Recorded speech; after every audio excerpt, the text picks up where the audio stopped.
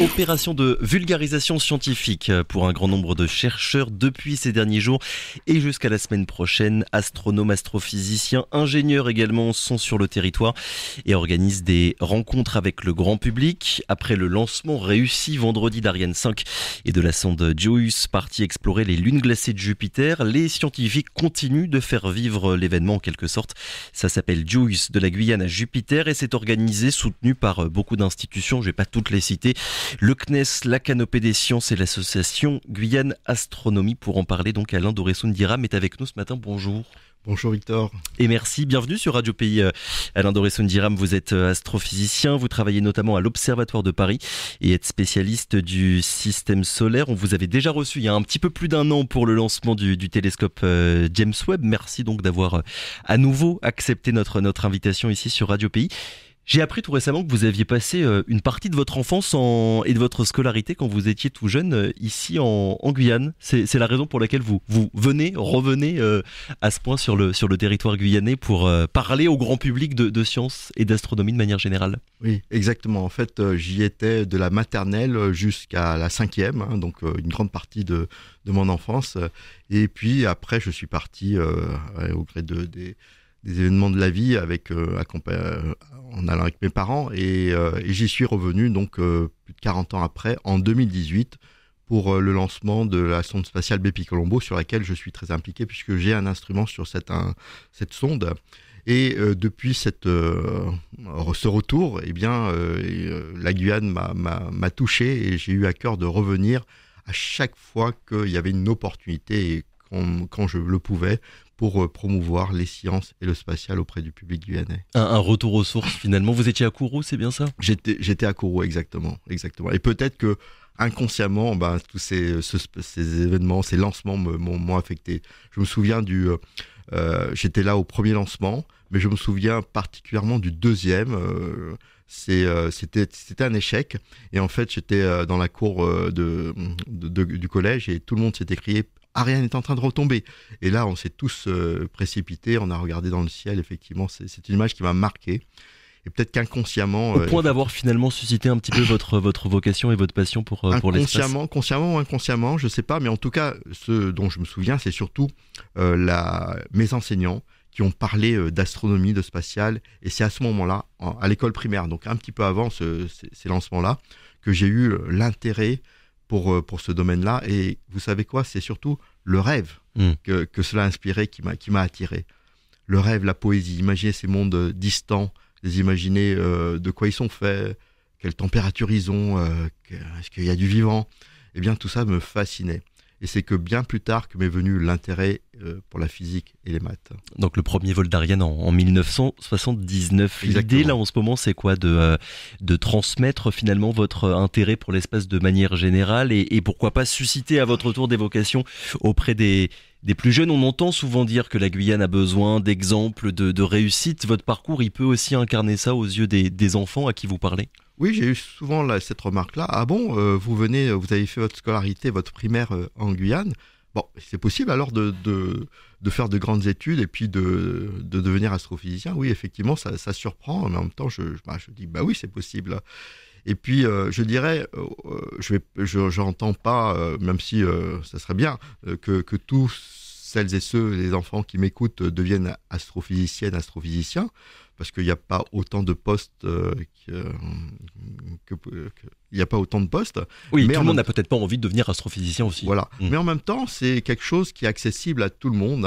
C'est pas du tout, on en parlera peut-être après, ça fait partie de la culture humaine, de s'intéresser aux choses du ciel. Et un peu de culture, ça ne fait de mal à personne. Et puis surtout, ça permet de prendre des bonnes décisions, surtout en ce moment où il y a des considérations climatiques. C'est quoi votre métier d'ailleurs, astrophysicien, Alain Doré-Soundiram, pour que tout le monde finalement visualise à peu près ce que vous faites et ce que ça signifie très concrètement au quotidien ? Alors, je suis donc astrophysicien, astronome, c'est le même mot. Ma fonction, c'est vraiment astronome parce que je suis à l'Observatoire de Paris. Et l'Observatoire de Paris emploie, entre autres, des astronomes. C'est un corps spécial des enseignants-chercheurs. Et donc, je suis aussi enseignant-chercheur. Je suis professeur et donc j'enseigne.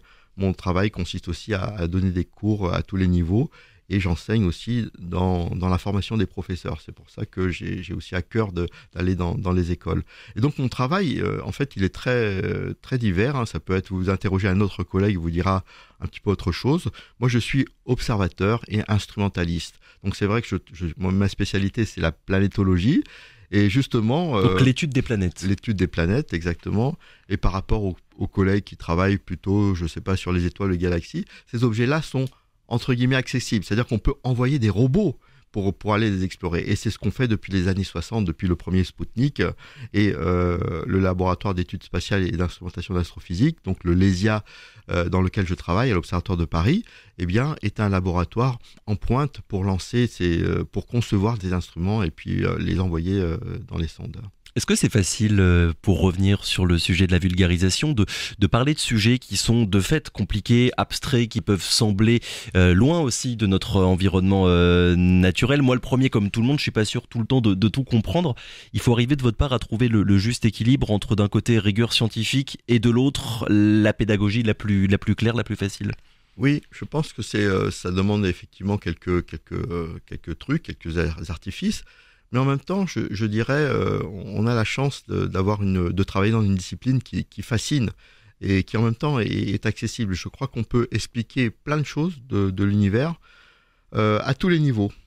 Et pour vous dire, moi je vais dans les maternelles pour parler d'astronomie, et ce qui me frappe, c'est que les petits, ils connaissent les planètes. Je leur montre une photo de Jupiter, mais ils savent que c'est Jupiter, parce qu'on vit dans un monde de l'information, un monde de l'image. Et finalement, on en connaît beaucoup plus. Moi, à leur âge, en primaire, je ne connaissais même pas mes planètes par cœur. Maintenant, j'ai une petite phrase pour les retenir, et je leur donne cette petite phrase. Et notre rôle, je dirais, en tant qu'éducateur, c'est pas tant de leur apporter des connaissances, c'est surtout de leur apprendre à avoir un esprit critique, de savoir, Oui. en fonction de ce qu'ils voient, parce qu'on voit beaucoup de choses, de savoir analyser, se questionner sur ce qu'ils voient. Un esprit critique, et puis aussi peut-être dire que c'est accessible, tout le monde peut s'y intéresser, même si on n'a pas comme vous un master, un doctorat sur des sujets aussi compliqués. Tout le monde finalement peut arriver à trouver un intérêt là-dedans. Absolument, oui, absolument, parce que quand vous regardez le ciel et que vous vous interrogez sur les mouvements de la voûte céleste, eh bien vous faites de l'astronomie. Hein. Et l'astronomie, c'est sans doute la science la plus ancienne au monde, et en même temps, elle est étroitement liée à toutes nos croyances et nos mythologies. Donc c'est important effectivement de comprendre la Terre dans ce vaste univers. On est tout petit, on est tout fragile, et donc c'est très important de connaître notre place dans ce vaste univers. Mais justement, puisque vous parlez de ça, vous allez donner une conférence. Ce sera la semaine prochaine, lundi prochain, oui, à Camopi. Quoi de neuf dans le cosmos? Ça, ce sera pour votre partie. Puis il y aura une autre partie qui s'appelle la cosmogonie du peuple Téko. De quoi est-ce que vous allez parler? Et c'était quoi l'intérêt finalement de mélanger votre vision à vous, de scientifique, sur le ciel, l'espace, l'astronomie, et celle d'Amérindien Téko? Voilà, donc moi je suis très enchanté de pouvoir donner cette conférence donc à Camopi, dans une région de Guyane que je ne connais pas et qui est un peu éloignée, et il me tient à cœur effectivement d'aller vers ces publics éloignés qui n'ont pas ou peu accès à cette culture scientifique. Donc on va faire l'effort avec une petite équipe, et là je ne suis pas tout seul, hein. Nous sommes peut-être on va en parler, mais j'en profite, une équipe d'une dizaine de personnes qui itinéreront à l'occasion du lancement de la mission JUICE, qui itinéreront en Guyane, et cette fois-ci on va s'attacher à aller dans l'Est guyanais. Et donc pour revenir à votre question, effectivement ça sera une conférence à deux voix, je dirais, où j'apporterai ma vision donc de l'astronomie, l'actualité de l'astronomie actuellement, donc l'exploration spatiale du système solaire. Je parlerai des dernières découvertes qui ont été faites dans l'exploration spatiale du système solaire. Et puis, Joachim Panapuy, donc un chaman Téko de Camopi, va parler de la cosmogonie du peuple Téko. Et pour vous dire ce que je vous disais tout à l'heure, c'est que l'astronomie est est ancrée dans la mémoire ancestrale de l'humanité. On peut imaginer les hommes des cavernes, quand ils avaient suffisamment mangé, qu'ils étaient un petit peu à l'abri, eh bien, qu'est-ce qu'ils faisaient le soir? Il n'y avait pas Internet, il n'y avait pas de jeux vidéo, eh bien, ils regardaient le ciel. Et quand ils regardaient ce ciel constellé d'étoiles, parce que maintenant, malheureusement, à cause de la pollution lumineuse, on ne voit pas autant d'étoiles, eh bien, ils ils imaginaient des formes, et en fait, ils projetaient dans ce ciel un petit peu leurs peurs, leurs histoires. C'était un petit peu un livre ouvert, et leurs projets. Et quand ils voyaient quelque chose se passer, je sais pas, une comète, une étoile filante, le mouvement de la voûte céleste, ils se posaient des questions. Peut-être qu'ils en avaient peur. Et c'était le début de la connaissance, car se poser des questions, c'est essayer de comprendre les choses. Et finalement, le lien entre science et mythologie, en tout cas au début, il était très très très mince. Exactement. Et puis, en même temps, ce qui est frappant, c'est que chaque culture a vu à peu près les mêmes choses, mais en même temps, les a adaptées dans leur culture. Donc c'est intéressant de voir la vision du peuple Téko par rapport à la vision occidentale, par rapport à la vision des Papous, et que finalement, il y a des choses communes dans ces visions-là. Vous avez parlé de Joyce Alain Doré-Diram. Il a représenté quelque chose de particulier pour vous, le lancement de vendredi? Alors, c'est donc une mission vers Jupiter, une mission planétaire sur laquelle sont impliqués nombre de collègues en France, de laboratoires, y compris donc le laboratoire le LESIA. Il y a plusieurs d'autres laboratoires, donc je n'étais pas tout seul. Je vous disais qu'il y avait peut-être une centaine de scientifiques. En fait, c'est une mission européenne. À bord, il y a 10 instruments. Et donc, c'est une mission très ambitieuse qui va aller vers Jupiter. Et pourquoi Jupiter ? Jupiter, c'est la plus grosse planète du système solaire. Elle toute seule, elle pèse plus lourd que toutes les planètes réunies, 300 fois la masse de la Terre. Et finalement, autour de cette planète géante, tourne une ribambelle de lunes. Ouais, je crois 90 lunes au total. Même un peu plus, 95. 95. On n'est pas sûr c'est certainement pas la fin les du connaisse compte. toutes. Ouais. Voilà.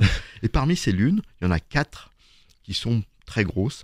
D'ailleurs, c'est Galilée qui les a observées la première fois en 1610. Ça fait 400 ans. Et parmi ces lunes, il y en a qui sont même conséquentes, puisque Ganymède, la plus grosse lune de Jupiter, c'est la plus grosse lune du système solaire, même plus grosse que la planète Mercure. Et parmi ces lunes, il y en a 3 qui sont glacées, parce qu'il fait très froid, on est très loin du Soleil, on est à 5 fois la distance Terre-Soleil. Dans ce qu'on appelle le système solaire externe. Voilà, c'est ça. Au-delà de la ceinture d'astéroïdes. Au-delà de la ceinture d'astéroïdes, au-delà de cette ligne des glaces où tout est glacé, justement. Eh bien, ces lunes qui sont rocheuses, parce que Jupiter est gazeuse, ces lunes sont rocheuses ou solides, disons, et parmi ces lunes glacées, eh bien, sous la banquise, on a découvert des océans. Donc, ça veut dire que sous cette banquise, il y a de l'eau liquide, et qui dit eau liquide dit excitation maximale parmi les scientifiques, parce que on peut imaginer peut-être une vie possible. Et les conditions dans ces océans, pour Ganymède, c'est plus que toute la quantité d'océans sur Terre. Les conditions dans ces océans pourraient être compatibles avec la vie. Et on sait que sur Terre, la vie est apparue d'abord au fond des océans, en l'absence de toute lumière. Et ça tombe bien, puisque sur Jupiter, on a 25 fois moins de lumière par rapport à la Terre. Parce qu'on est plus loin du Soleil, finalement. On est loin du Soleil. Et en plus, on est au fond de l'océan. Mais c'est pas une obligation, un requis. Ce qu'il faut, c'est une source d'énergie. Et ce qu'on imagine au fond de ces océans, c'est des bouches volcaniques. Et c'est ça qui apporterait cette énergie essentielle à une possible émergence de la vie. Alors, je n'ai pas dit qu'il y avait de la vie, mais... Et vous faites bien de le préciser. Voilà. Ouais. Et donc, la sonde va étudier justement l'habitabilité de ces lunes, va caractériser cet environnement, justement. Et voilà, non, je dis bien que vous faites bien de le préciser, parce que c'est vrai qu'on a vu fleurir à droite à gauche beaucoup de personnes qui commentaient Juice en disant que peut-être on trouverait de la vie extraterrestre sur Jupiter. Là, on est vraiment sur quelque chose de beaucoup moins ambitieux que des petits bonhommes verts qui seraient sur les lunes glacées de Jupiter. Oui, absolument.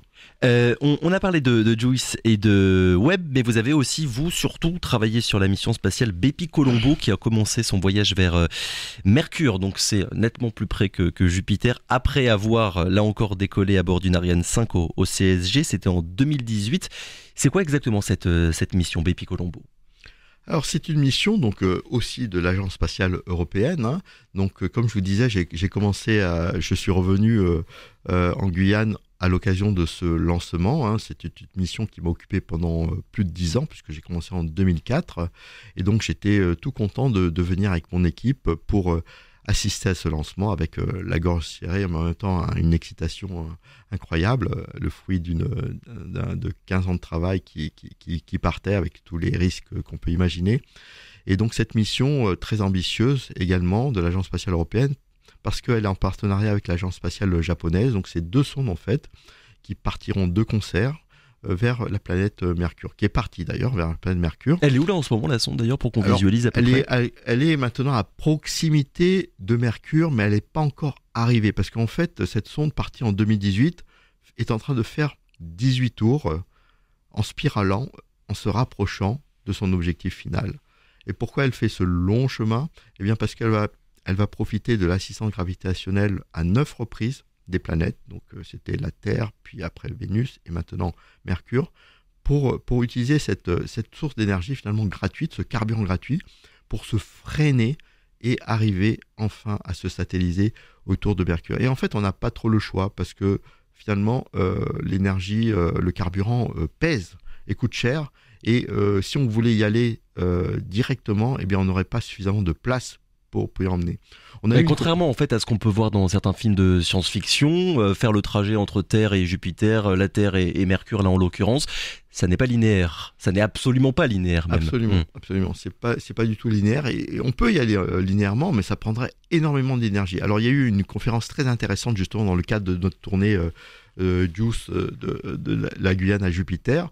C'était un analyste de l'Agence spatiale européenne, M. Boutonnet, qui a donc expliqué justement ce jeu de flipper que jouent les sondes pour naviguer au travers des planètes. Et JUICE, comme Bepi Colombo, utilise justement cette assistance gravitationnelle. Et Bepi Colombo, justement, M. Colombo, c'est le premier, c'était un astronome italien dans les années 70, qui est le premier à imaginer effectivement de pouvoir utiliser cette assistance gravitationnelle pour piloter les sondes à travers l'espace. Donc les assistances gravitationnelles, le fait de survoler finalement certaines planètes pour modifier la trajectoire des sondes, en l'occurrence pour Bepi Colombo pour lui faire perdre de la vitesse, mais pour JUICE et pour Jupiter, l'objectif c'est de lui en faire gagner, parce que, comme vous l'avez dit, Jupiter c'est très très loin. C'est ça la différence entre les deux finalement. Voilà, c'est ça. Et la différence, c'est que à quel moment on l'a fait gagner ou on l'a fait perdre de l'énergie, c'est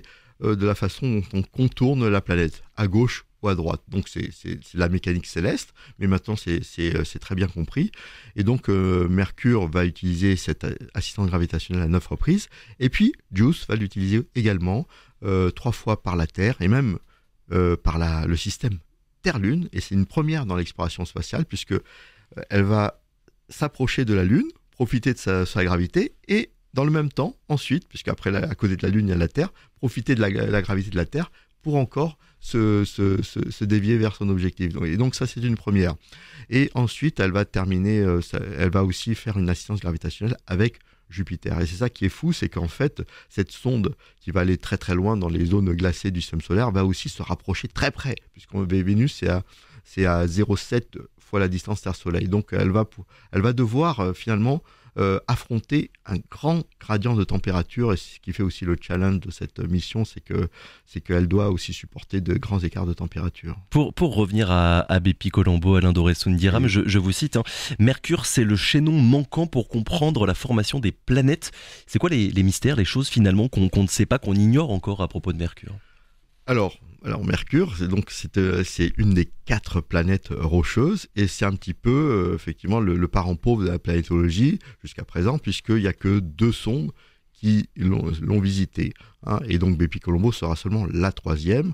Pourquoi ? Parce que, comme je vous l'ai dit, c'est difficile d'aller vers Mercure, c'est pas tant la distance, c'est finalement de s'y arrêter, parce que derrière Mercure, il y a le Soleil. C'est la planète la plus proche du Soleil, Mercure. Exactement, la plus proche du Soleil. Il fait 430 degrés à la surface, on est vraiment attenant au Soleil, et donc la gageure, c'était d'y aller, et il faut donc 7 ans pour y aller. Et en même temps, Mercure, c'était pas quelque chose de follement excitant pour les scientifiques, puisqu'à première vue, quand on la regarde, ça ressemble à la Lune, très cratérisé, tout petit, voilà.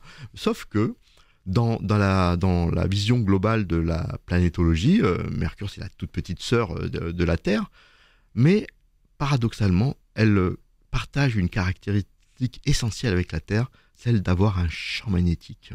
Or, ni Mars ni Vénus n'ont de champ magnétique. En fait, elles l'ont perdu.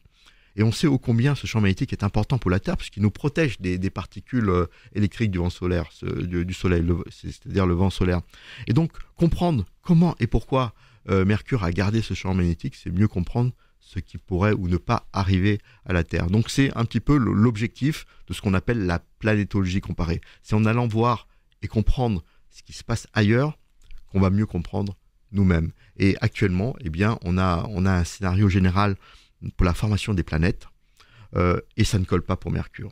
On ne peut pas faire l'impasse sur Mercure, c'est le petit détail qui va peut-être tout casser, et donc comprendre ce qui se passe sur Mercure, c'est mieux réconcilier la théorie qui explique comment la Terre s'est formée. Et on arrive à savoir justement pour quelles raisons Mercure a réussi à garder ça? On a des indices. Ouais. On a des indices. Eh bien, le champ magnétique de la Terre, c'est parce que c'est un effet dynamo, c'est parce que le noyau de la Terre est encore liquide. Hein, c'est un noyau de fer, de métal.